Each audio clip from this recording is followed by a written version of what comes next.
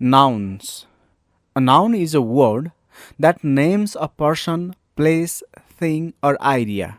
Noun भनेको नेपालीमा संज्ञा अर्थात् नाम हो। यो भनेको व्यक्ति, स्थान, वस्तु वा विचारलाई नाम दिने शब्द हो।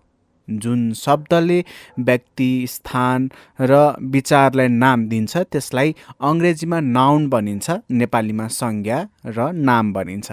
It's one of the most basic building blocks of English grammar and is essential in almost every sentence. यो अङ्ग्रेजी ग्रामरको एकदमै बेसिक र मोस्ट इम्पोर्टेन्ट बिल्डिङ ब्लक हो। यो लगभग हरेक वाक्यमा आवश्यक हुन्छ।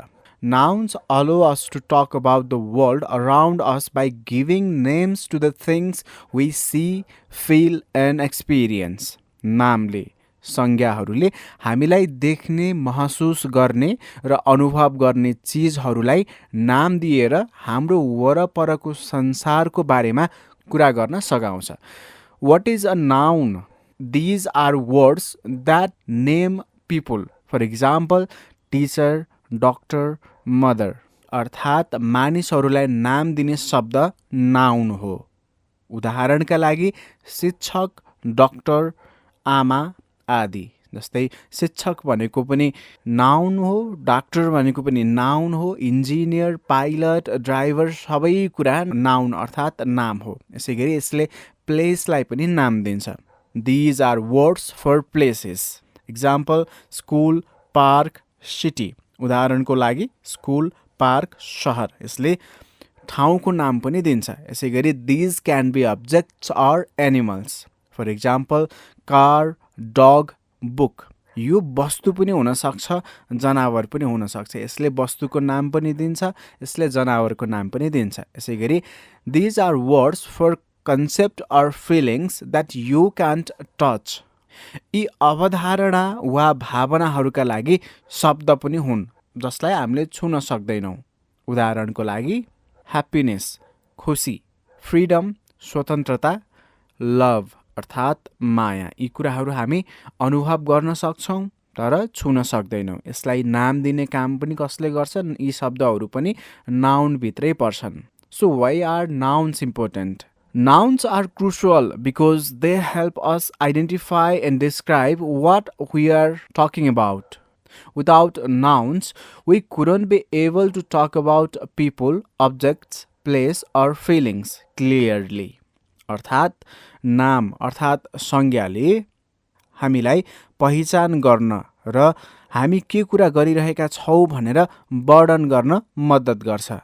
नाम अर्थात् संज्ञा बिना मानिसहरू, वस्तुहरू, ठाउँ वा भावनाको बारेमा स्पष्ट रूपमा कुरा गर्न हामी सक्षम छैनौँ। यदि नाम छैन भने त्यो कारणले नाम महत्त्वपूर्ण छ, किनकि यसले हामीलाई मानिसको बारेमा, वस्तुको बारेमा, ठाउँको, भावनाको, विचारको हरेक कुरालाई नाम दिन्छ, जसले हामीले बुझ्न, अर्थ लाउन र कुराकानी गर्न सहज हुन्छ।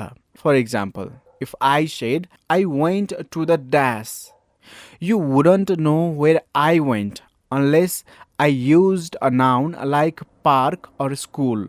म ड्यास गए, म ड्यास गए। ड्यासमा मैले कि पार्क वा स्कुल कुनै पनि ठाउँको नाम राखिन भने मैले बताउन खोजेको त्यो क्लियर हुँदैन। म कहाँ गएँ भन्ने कुरा नै प्रष्ट हुँदैन। जबसम्म मैले त्यो ड्यासमा कुनै ठाउँको नाम राख्दिनँ तबसम्म म कहाँ गएँ भन्ने कुरा थाहा हुँदैन। स्कुल गए हुनसक्छ, म पार्क गए हुनसक्छ। जबसम्म मैले त्यो ड्यास अर्थात् त्यो खाली ठाउँमा कुनै शब्द राख्दिनँ, कुनै ठाउँको नाम राख्दिनँ, तबसम्म म कहाँ गएँ भन्ने कुरा अज्ञात नै रहन्छ। त्यसैले यसले ठाउँको नाम दिन सहयोग गर्छ। यसै गरी the role of nouns in English grammar. Nouns play several key roles in sentences. Subject of a sentence. नामले वाक्यहरूमा धेरै भूमिका खेल्दछ। जस्तै subject of a sentence. The person or things doing the action. कार्य गर्ने व्यक्ति वा वस्तु। उदाहरणको लागि the cat, noun. cat भनेको noun हो, sat on the mat. बिरालो भनेको नाम भयो, बिरालो चटाईमा, म्याटमा बस्यो। के बस्यो त चटाईमा भन्दाखेरि बिरालो बस्यो, बिरालो भन्ने नाम दियो। Object of a sentence, the person or thing receiving the action. Example, she reads a book. कार्य गर्ने व्यक्ति वा वस्तुको विषयमा यसले स्पष्टता दिन्छ। सी रिड्स अ बुक, उनी किताब पढ्छिन्। यसै गरी possession, showing ownership. Example, this is John's car, अर्थात् स्वामित्व देखाउने, यो जोनको कार हो। यसरी हरेक सेन्टेन्समा नाउनको फरक फरक भूमिका हुन्छ।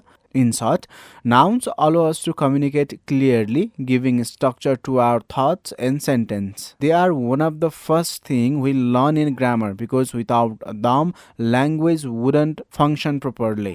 नामले अर्थात् संज्ञाहरूले हामीलाई स्पष्ट रूपमा कुराकानी गर्न अनुमति दिन्छ। हाम्रो विचार र वाक्यहरूलाई यसले एउटा संरचना दिन्छ। हामीले व्याकरणमा सिक्ने पहिलो चिज अर्थात् पहिलो चरणमा हामीले सिक्ने कुरा भनेको नाउन हो, किनभने नाउन बिना भाषाले राम्रोसँग काम गर्दैन। To help English learners understand the different types of noun, I'll explain each type with simple definition and examples. अंग्रेजी सिक्नेहरूलाई विभिन्न प्रकारका संज्ञा अर्थात् नाम बुझ्न मद्दत गर्न प्रत्येक प्रकारका नाउनको बारेमा सरल परिभाषा र उदाहरणद्वारा म व्याख्या गर्नेछु। पोइन्टमा भन्दा नाउन कति प्रकारका छन् त? कमन नाउन छ, प्रोपर नाउन छ, कङ्क्रिट नाउन छ, एब्स्ट्र्याक्ट नाउन छ, कलेक्टिभ नाउन छ, कम्पाउन्ड नाउन छ, पोसेसिभ नाउन छ, काउन्टेबल नाउन, अनकाउन्टेबल नाउन छ। कमन नाउन भनेको जनरल अर्थात् सामान्य नाम हो, जसले चाहिँ इक्जाम्पलको लागि कार, सिटी, ठाउँको नाम बताउने अर्थात् व्यक्तिको नाम, ठाउँको नाम, व्यक्तिको नाम आदि लगायतको कमन नाम दिने कुरालाई कमन नाउन भनिन्छ। प्रपर नाउन भनेको चाहिँ स्पेसिफिक नाम हुन्छ। स्पेसिफिक भनेको चाहिँ तोकेर बताउने नामलाई चाहिँ प्रपर नाउन भनिन्छ। अनि कङ्क्रिट नाउन भनेको चाहिँ थिङ्स यु क्यान टच, छुन सक्ने, देख्न सक्ने। इक्जाम्पलको लागि टेबल, डग इटिसी चाहिँ कङ्क्रिट नाउनभित्र पर्छ। अनि यसै गरी एब्स्ट्र्याक्ट नाउन्समा चाहिँ आइडिया, फिलिङ्स, लभ, बिहेभियर यी कुराहरू एब्स्ट्र्याक्ट नाउनमा छुन नसकिने, महसुस गर्न सक्ने कुराहरू चाहिँ एब्स्ट्र्याक्ट नाउनभित्र पर्छन्। अनि त्यसै गरी कलेक्टिभ नाउन्समा चाहिँ ग्रुपको विषयमा जस्तै टिमको, फ्यामिलीको, कम्युनिटीको विषयमा यसले समेट्ने गर्छ। यसै गरी कम्पाउन्ड नाउनको चाहिँ दुईवटा शब्दहरू मिलेर बनेका शब्दहरूलाई चाहिँ कम्पाउन्ड नाउन भनिन्छ। पोसेसिभ नाउन भनेको चाहिँ जसले चाहिँ रिलेसनसिप सो गर्छ, अर्थात् उदाहरणको लागि दिस इज जोन्स बुक, यो जोनको किताब हो। कसको किताब हो त भन्दाखेरि जोनको किताब भनेर रिलेसन देखाउन सघाउँछ। यसै गरी काउन्टेबल नाउन भनेको चाहिँ गन्न सक्ने कुराहरू, थिङ्स यु क्यान काउन्ट अर्थात् गन्न सकिने कुराहरू काउन्टेबल नाउन। यसै गरी अनकाउन्टेबल नाउन भनेको चाहिँ गर्न नसकिने कुराहरू अनकाउन्टेबल नाउनभित्र पर्छन्। Nouns are fundamental to building sentences. संज्ञाहरू वाक्यहरू निर्माण गर्नको लागि, नाम वाक्य निर्माण गर्नको लागि आधारभूत हुन्छ र यी प्रकारहरू बुझ्दाखेरि सिक्नेहरूलाई थप विविध र अभिव्यक्ति भाषा बनाउन मद्दत गर्छ।